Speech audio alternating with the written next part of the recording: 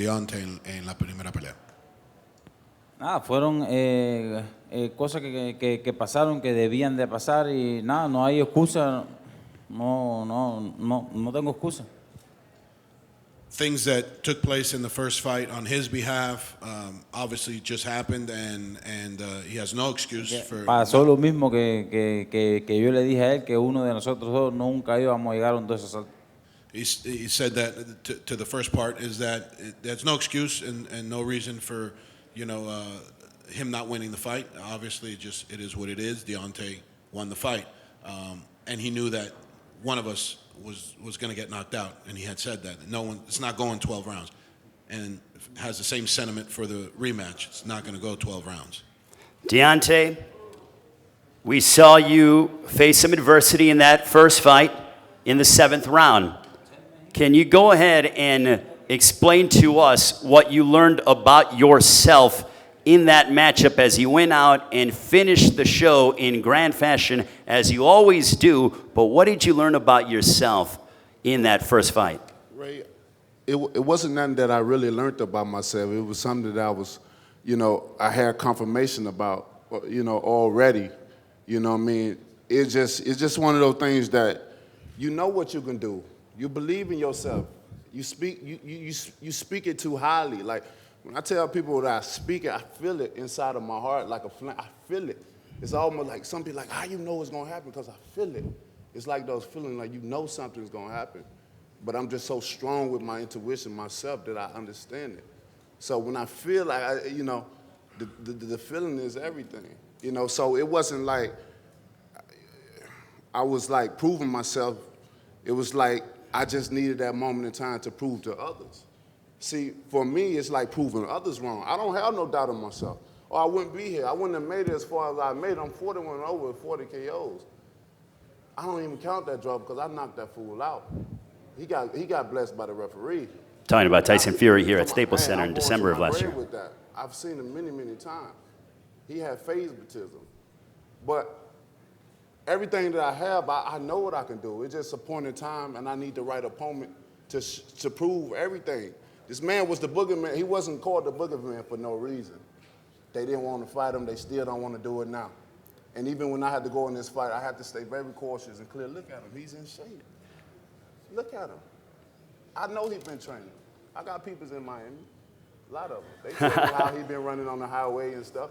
Months before this, he's taking it very serious, as well as and I can't wait. I can feel it. It's going to be a crazy fight. This is your second rematch that you've had. Your first one, you went ahead. The first fight that you had, you went ahead and you defeated Bermane Stiverne. You finished him off when you guys had the rematch in unbelievable fashion. Are you looking to do the same against Luis Ortiz to make it a more convincing victory to prove those that may say, well, he got, the blessing of the referee in the 7th round, to make it more definitive? The only way people ran away with that narrative is because of Showtime commentary, Paulie Malignaggi. When people do commentary, people that don't understand boxing, that's on the outside looking in, only can hear they so-called experts and stuff. So it can be a narrative painted. Even with the lead up with Fairhood scorecard keeping and stuff, things can be painted in people's minds. They're like, oh, this must be really is what it is.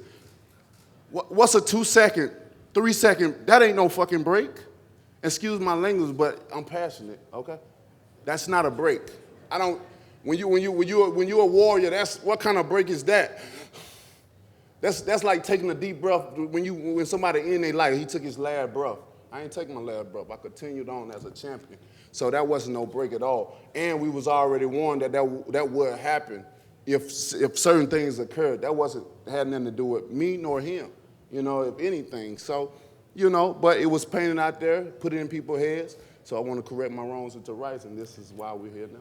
Luis, what are you doing, if anything? Are you doing anything differently as you prepare for November 23rd against the Bronze Bomber Deontay Wilder?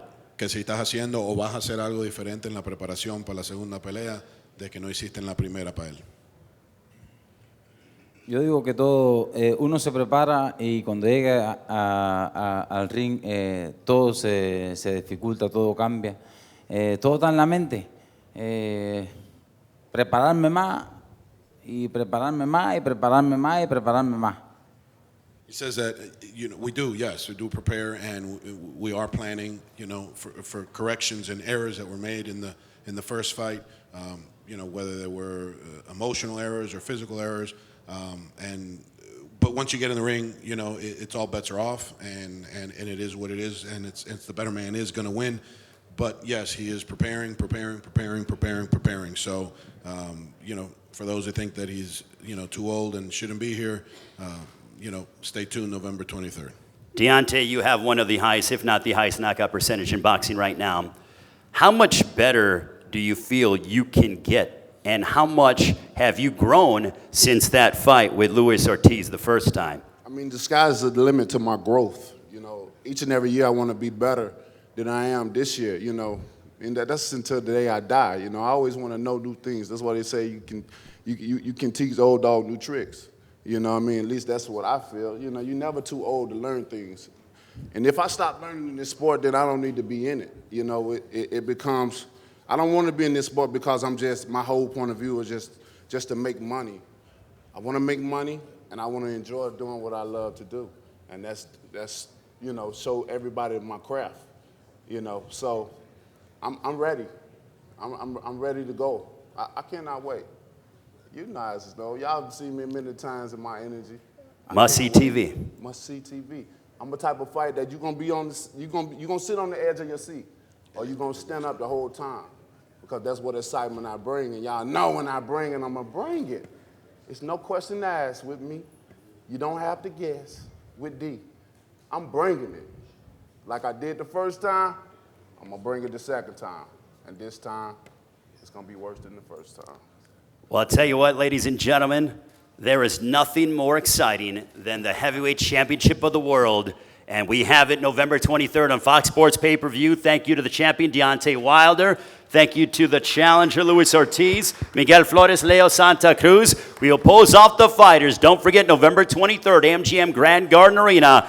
It is Wilder Ortiz #2 for the heavyweight championship of the world. Thank you so much.